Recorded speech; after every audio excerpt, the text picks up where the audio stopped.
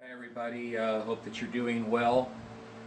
We're going to move into 8.2, which is actually the final method of solving a quadratic equation. And that method is the quadratic formula, which I believe many of you are already aware of.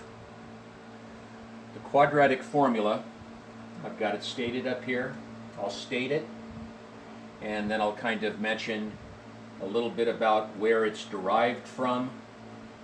The formula is x is equal to the opposite of b plus or minus the radical of b squared minus 4ac, all of that being divisible by 2a. Now, item number one that I want to mention, how did this derive? Where did it come from? I'll just mention where it comes from. If you go back to the standard form of a quadratic equation, ax squared plus bx plus c is equal to 0. And if you take this standard form and you use this standard form and complete the square, if we correctly complete the square for this standard form, it will give us this quadratic formula. I'm not going to do it. If you want to reach me and you want to discuss the idea of how we get this, we'll be more than happy to share it. I will mention that the very first step that you have to do on this standard form of a quadratic equation, you're going to have to divide everything by a first, because we have to make sure that the value of a, or the coefficient of x squared, is 1. So the very first step that would have to be done to that standard form, we would have to divide all of the terms by a, and then go through the mannerism of completing the square. And if the steps are done correctly, it's going to give us this statement right here, which we call the quadratic formula. Now, step number one that we make use of when we're utilizing the quadratic formula, we have to make sure that the equation is written in standard form. So we're going to start off with problem number 1. 2x squared plus 9x minus 5 is equal to 0. This equation is written in standard form. All of the non-zero terms are written on one side, and 0 is written on the other side. So it's written in standard form. And the first thing that we need to then do, once it's written in standard form, we need to identify our A, our B, and our C. A is always the coefficient of the quadratic term. A, 2. A is equal to 2. B is always the coefficient of the linear term. Bx, Bx, B, 9. And C is the constant coefficient, the constant term. There's our C, -5. So you need to make sure, before we can use the quadratic formula, the equation must be written in standard form. Ax squared plus bx plus c is equal to 0. Then we identify our A, our B, and our C. And once they're identified, then we take those values and we substitute them in to this formula. So here we go. Bring down the equal sign. Bring down the opposite sign. And in place of b, 9. So a negative 9 plus or minus the radical of b squared. So we identify that value of b again, which is 9, and we'll substitute. 9 squared. There's our b squared. Minus 4 multiplied by a times c. So I'll make 2 small homes. And in the first house, we'll put our value of a, 2.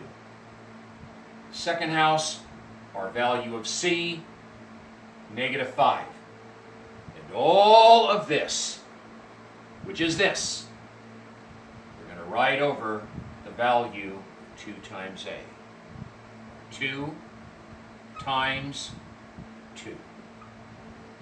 So we've substituted everything. Now let's begin to simplify. Bring down the negative 9 plus or minus the radical of 81 minus, or we can do this. Let's see if we can just shortcut it. It's negative 4 times 2 times negative 5. There's an even number of negative factors in this little multiplication expression. So if we have an even number of them, that'll promote a positive answer. So I'm just going to put a positive sign here, and let's multiply. 4 times 2 is 8. 8 times 5 is 40. Again, it's a positive 40 because in this little product statement, we had an even number of negative factors. It's got to be a positive. It's a positive 40. That's written over the value of 2 times 2, which is 4. Come down. We've got negative 9 plus or minus the radical of the sum of those two terms, which will give us 121. And that entirety is then written over 4. Now, this radical of 121, when we arrive at it to simplify it, we'll find out that 121 is a perfect square. And because it's a perfect square, it'll have a rational number root. We'll end up then getting negative 9 plus or minus the root of 121, because it is a perfect square, will give us 11. And that's written over 4. So we'll come up here a little bit and erase some things. I want to principally erase this area right here so we have a little bit of room.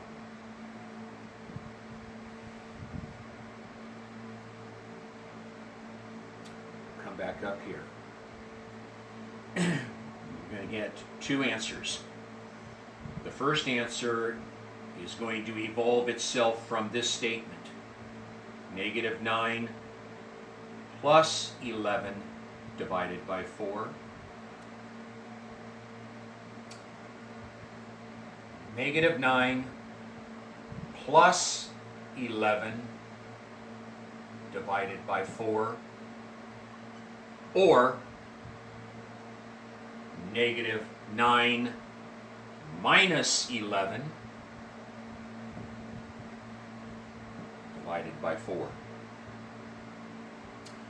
So let's derive our 2 answers for this quadratic equation. First one will be negative 9 plus 11, or 2 over 4, which is equal to 1/2. 1/2 would be one of the two solutions of this quadratic equation, or -9 minus 11, which would give us a -20. And that's being divided by 4, and that would give us an answer of -5. So for this quadratic equation, 2x squared plus 9x minus 5 is equal to 0. One of our solutions is 1/2.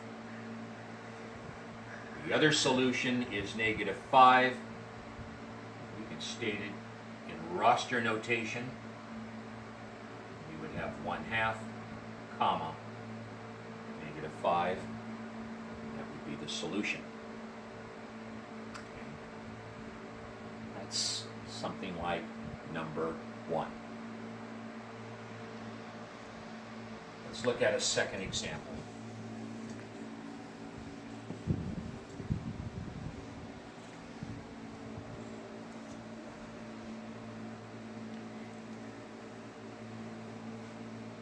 Let's say example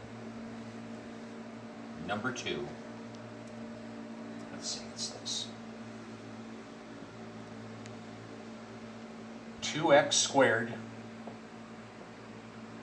is equal to 6x minus 1. The first thing that we need to do is translate the equation or rewrite it in standard form.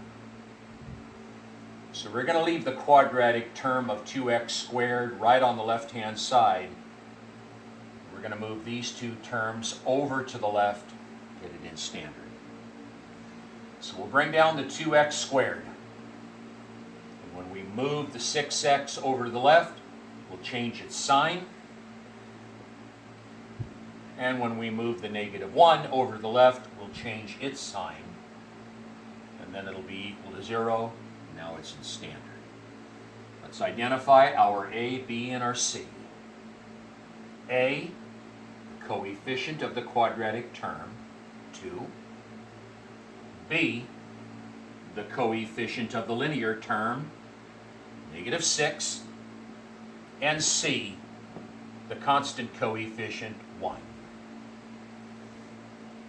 Take these values of A, B, and C and we'll plug them in here. Is equal to the opposite of B. The opposite of -6 plus or minus B squared -6 squared minus 4 times the value of A times C. A is 2, C is 1. Over 2 times the value of A, which again is a 2. Come down. The opposite of -6, or -1 times -6, 6 positive or negative radical 36, -6 squared 36, minus 4 times 2 times 1. There's only one negative sign, it'll be minus. 4 times 2 is 8, and 8 times 1 is 8, over 2 times 2, 4. Come down. 6 plus or minus root 36 minus 8, 28, I believe, over 4. I'm going to erase some things right about here, so we have a little bit of room to share the rest.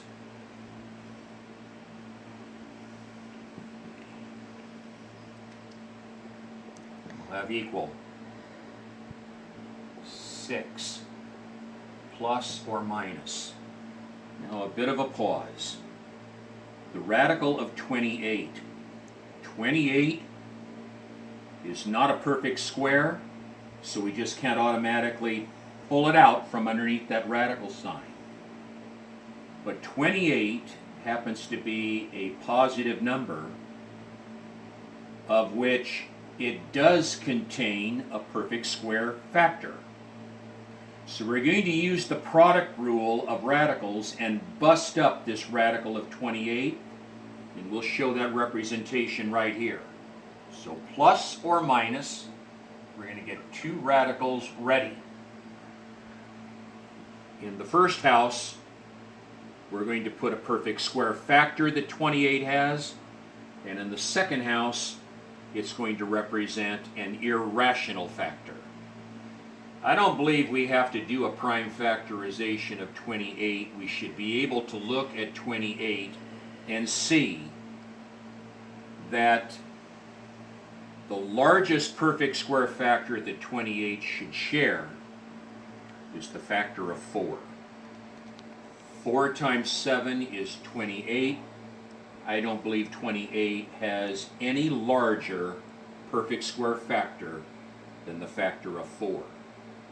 So we'll let the rational house be 4 and the irrational house be 7, and all of that then is going to be written over 4. We'll then have 6 plus, he'll come out of his house, and we'll have plus 2 root 7, and all of that will be written over 4. Let me erase this down to this. Something that we have to be careful on, because on the surface we would look at this and say, well, we've got our answers. We have our answers. 6 plus or minus 2 root 7 over 4. But this binomial up on top can be factored. This term and this term both share a 2. So we're going to have to pull out the common factor of 2 out of this numerator, because we'll eventually be able to do some reducing. So let's pull a 2 out of that top. Pull out a 2, make a house. We'll divide each one of these terms by that GCF of 2. 6 divided by 2 will give us a 3, plus or minus 2 root 7 divided by 2. The 2's will cancel, and we'll just be left with root 7, and that will be written over a denominator of 4. This little GCF of 2 and that 4 we can cancel. The 2 will go, become a 1, and we divide into 4 twice. And our answer for this quadratic equation will be x is equal to 3 plus or minus the root of 7, all of it written over 2. And that's our answer. You can stay in that framework. Now there's one final one that I want to look at in this video. We've done 2. We'll do a third.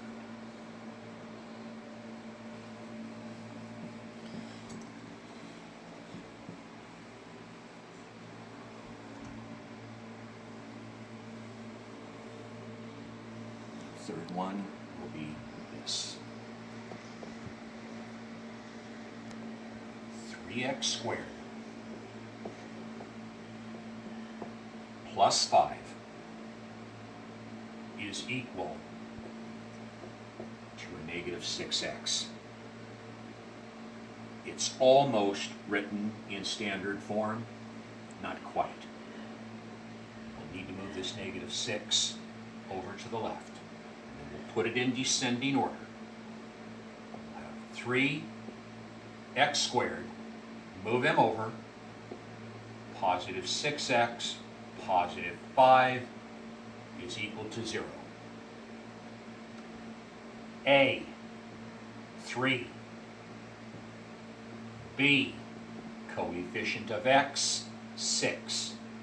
C, constant coefficient, 5.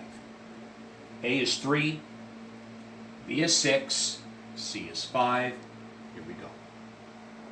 It's equal to the opposite of B, the opposite of 6.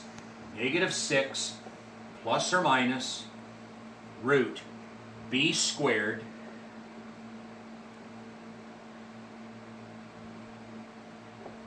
(6 squared) minus 4 times the value of A times C. A is 3, C is 5. 3 times 5. All of that written over 2 times A, 2 times 3. Come down. Negative 6 plus or minus the radical of 36. It's going to be negative because there's only one negative sign there. Minus, I believe, 60. And that's all written over 6. Come down. Negative 6 plus or minus the root 36 minus 60. Well, it'll be negative, and I'm just going to subtract off to the side. I don't want to make a mistake. I believe 24. A negative 24, and that's all written over 6. I'm going to erase a lot of this up on top so we have some room.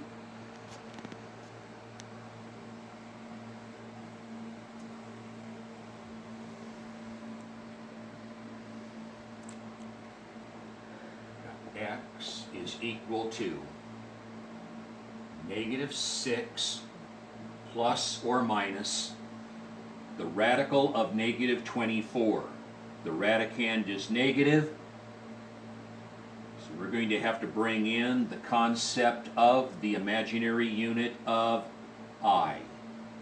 And so we'll write that radical of negative 24 as 24 times negative 1, and that will be written over 6.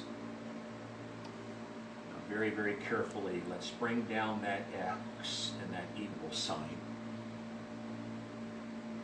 And we'll bring down that negative 6 plus or minus. I'm going to exchange this radical of negative 1 now for I. And I'm going to write plus or minus I, just for a moment. And then we're going to have to take this radical of 24 and split it up. 24 is not a perfect square, but 24 can be broken down to 2 radical factors, of which one will be a perfect square factor. That'll be plus or minus I multiplied by the root 4 multiplied by the root 6. And that will be written over 6. Let's carry it on down. And we'll have negative 6 plus or minus I times 2, the root of 4 is 2, times the radical of 6, and that will be written over 6. Now let's begin to get it more or less in the form of a plus bi, because we're going to have complex solutions for this. And we'll have is equal to negative 6 plus or minus 2I root 6 over 6. Now once again, if we look at this binomial item up here, 6 and this monomial term, they share a common factor. And the common factor that they share, they both contain a 2. There's a 2 in -6, and there is a 2 in this little monomial term right here. And we're going to pull out that 2 because, again, we're going to be able to do a little reducing. When we pull out that 2, we're going to pull out a 2,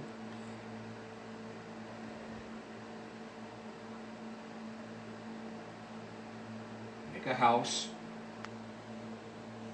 put a bar, put that 6 down there. -6 divided by 2 will give us a 3, plus or minus 2i root 6 divided by 2 will leave us with I root 6, and all of that being divided by 6. This 2 will cross cancel with this 6. That's why we did it. That 2 will become a 1, and that 6 will become a 3. Now, let me erase this information up here. And because this is complex solutions that we're going to get, we can, or we will, write it as 3 plus or minus I root 6 over 3, but we'll write it in this form. 3 over 3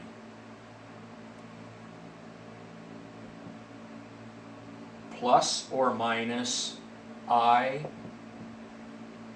root 6 over 3.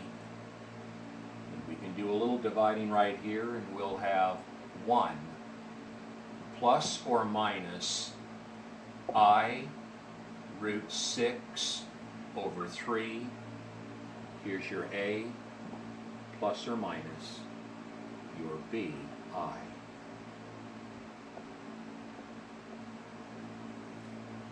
That would be the customary way of expressing that given answer. A little involved, a little bit different. That's the way that that answer would go. We'll call it right now, and we'll move further on into Chapter 8 as we meet again. Have a good day.